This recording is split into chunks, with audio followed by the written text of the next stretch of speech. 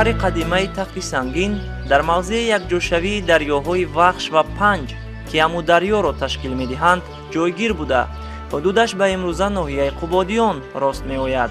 шаҳри тахти сангин дар соҳили муқобили дарёи ому бо кишвари Афғонистон ҳамсоягӣ дорад.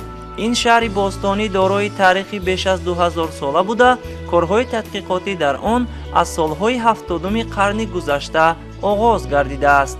бостоншиносон давоми тадқиқоту ҷустуҷӯиҳои зиёд шаклу нақшаҳои қасрҳои иқоматӣ, устохона, ибодатгоҳҳо ва дигар утоқу ҳуҷраҳои барои ҳаёти инсон лозимаро муайян намудаанд. мана ин қисмати тахти сангине ки бостоншиносони муосир ки ҳозир онҳо дар ин бора тадқиқот бурда истодааст, дар асри 21 низ ин кора давом доданд. солҳои 2000, 2001, 2 ва 2010 ҳамин қисмати тахти сангин ки то сохтани ҳамин қаср чӣ буд, кадом давра буд, кадом давраи маданият буд, ҳаминро омӯхта истоданд. хуб дар ин ҷо албатта бисёр хизмат карданд. яке аз бостоншиноси маъруфи тоҷик Хоҷагилдиев Турабой, хуб Мира Алексеевна Бубнова дар ин ҷо Дружинина коркардагӣ кор карда истодааст. ҳозир дар ҳамин ҷо бисёр корҳо гузаронданд. ин ҳамин шурфе ки дар ҳамин ҷо бисёр чизҳоро қабатҳои маданияти заминро ёфтанд ва онҳо хулоса бароварданд ки ин ҷо маданияти неолитӣ, яъне асри санги нав ва энеолит, яъне давраи мису санг, яъне ҳамон маводҳоро ёфтанд ки инҳо ба ҳамон давра тааллуқ дорад. ҳамон сангҳое ки одамои ҳамон давраи неолитӣ истифода бурданд, яъне пораҳои олоти меҳнате ки аз санг тайёр карда мешуд, аз ҳамин ҷо дарёфт карданд ва дар ин бора дар ҳисоботҳои худашон баён карданд ки дар ҳақиқат дар ҳамин ҷо яъне давраи неолитӣ ва яъне баъди неолит яъне энеолит, яъне одамо зиндагӣ карда дар ҳамин ҷо дар соҳили дарё, албатта дар соҳили дарё шуд инҷо ба чиз моҳидорӣ ва дигар чизҳо қатъи машғул мешаванд. ҳаёт зиндагӣ ва ин тарафода кӯҳода шикор мекунанд.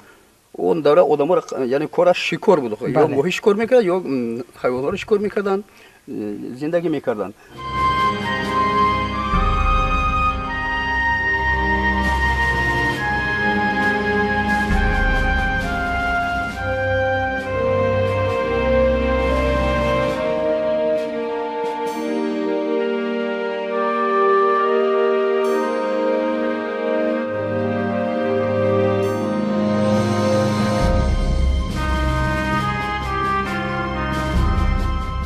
вақтҳо гузаштанд, солҳо гузаштанд, асрҳо гузаштанд, ҳазорсолаҳо гузаштанд, ин сангҳо дар намуди аввала монданд. дар бунёду сохтумони ҳар як утоқу ҳуҷраҳои ин шаҳри қадима сохтумончиён маданияти махсуси меъморию шаҳрсозиро истифода намуданд. бозёфтҳои гаронбаҳои зиёде ки аз мавзеи тахти сангин ёфт шудаанд шаклу сифати худро то имрӯз нигоҳ дошта. дар рафти ҷустуҷӯиҳои археологӣ олимони соҳа барои чӣ хизмат намудани ҳар иншооти ин мавзеъро муайян намуданд. поясутуное ки дар вақти сохтани қаср дар тахти сангин ба чӣ роҳҳо сохта шудааст. ин як маданияти баланди сохтмонию меъмориро нишон медиҳад ки дар он вақтҳо 2300-2400 сол пеш ин сангҳоро бибин ба кадом намуд ки барқ набошад. дигар хел чизҳое ки бисёр барои тарошидани қувваи инсон, ақли инсон, барои тарошидани ин сангҳо чӣ қадар вақт, чӣ қадар қувваро сарф мекунад. вале мардуми ҳамон замона барои обод кардани шаҳрҳои худ чӣ қадар меҳнат карданд, заҳмат кашиданд.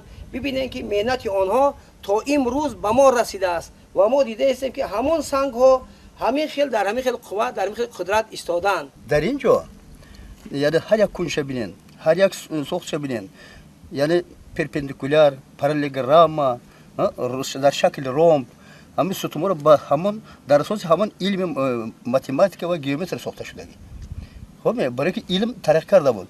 ана барои ҳаминам ҳамон юнон дар давраи қадим илмҳои фундаментали инкишоф ёфта буд. ҳамон илмҳоро яъне сохтмончиҳо, меъморҳо дар сохтмони шаҳрсозӣ истифода мебурданд ки ҳамон меъморони онҳо бениҳоят аз ҳамон илми یعنی دقیق متماتیک گیومتری و دیگر علم‌های دقیق خبر داشتند. انا همین ساختمان آنها نشانه همین است. پایسنگی ستون‌ها چقدر ساخته شدگی البته این خیلی سنگ را به همون درجه ساختن و یعنی سفته کردن این کاری آسان نبود. برای همینم خب علم‌های دقیق را باید دانستن در کار است. همون معمارها که ما حاضر در اینستیتوت‌ها در فاکولته‌ها архитектура میخوانند در اساس همین خب علم‌ها ساختمان میکنند значит در اون وقت هم همین چیزها بوده است.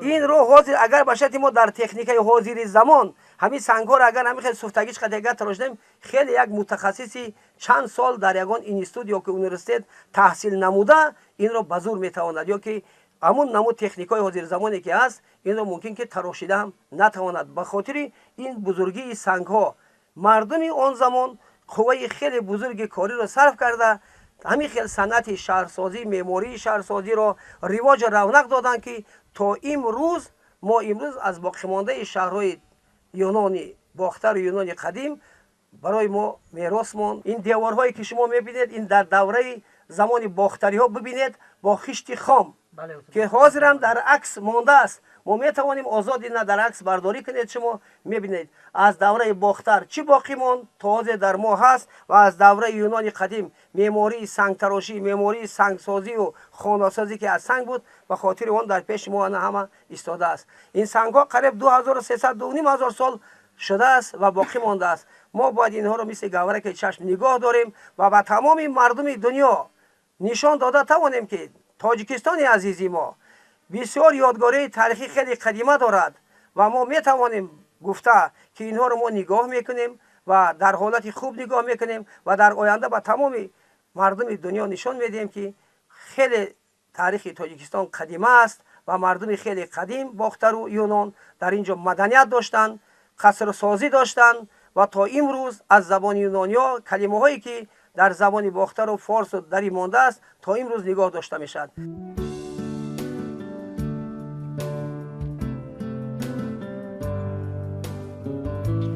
бозёфту сангҳои калонҳаҷме ки барои сохтумон ва ороиши қасрҳои он давра истифода гардидаанд собит менамоянд ки ҳанӯз зиёда аз 2000 сол қабл сокинони ин мавзеъ аз санъати баланди меъморию шаҳрсозӣ огаҳ буданд.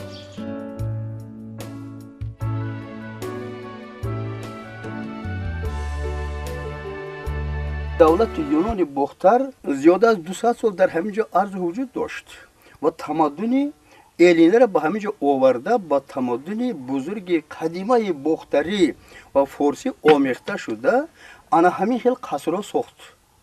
در همین قصرها هم تمدن ایلینی هم تمدن قدیمه اوریایی هم تمدن باختری آمیخته شده انا همین خیلی قصرها پیدا شد.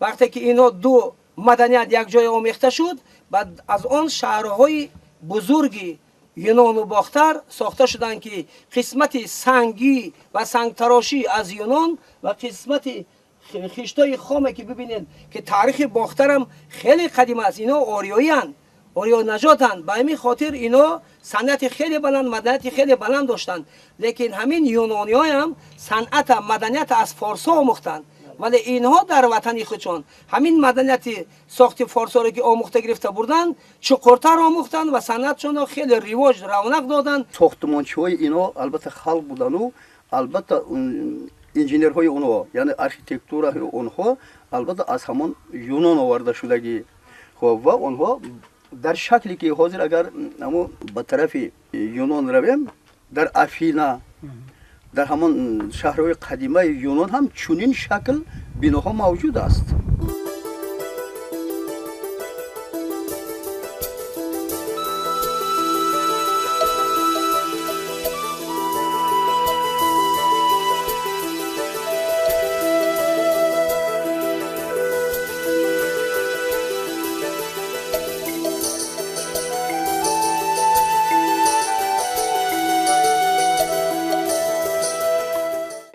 тахти сангин ё ин ки маъбади окс ин боқимондаи маъбадест ки дар ҳудуди вилояти хатлон ҷойгир шудааст.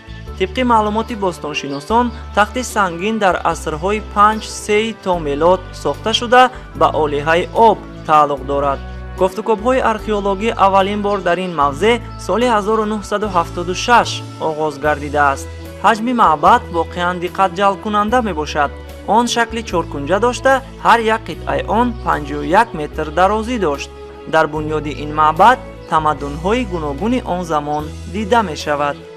هنگام جستجوی از تخت سنگین، عالمان نامگوی زیادی اشیای روزگار و دیگر لوازمات‌های یاری رسان را پیدا نمودند که امروز قسمی از آنها در آثارخانه باستانشناسی شهر دوشنبه محفوظ نگاه داشته می شود.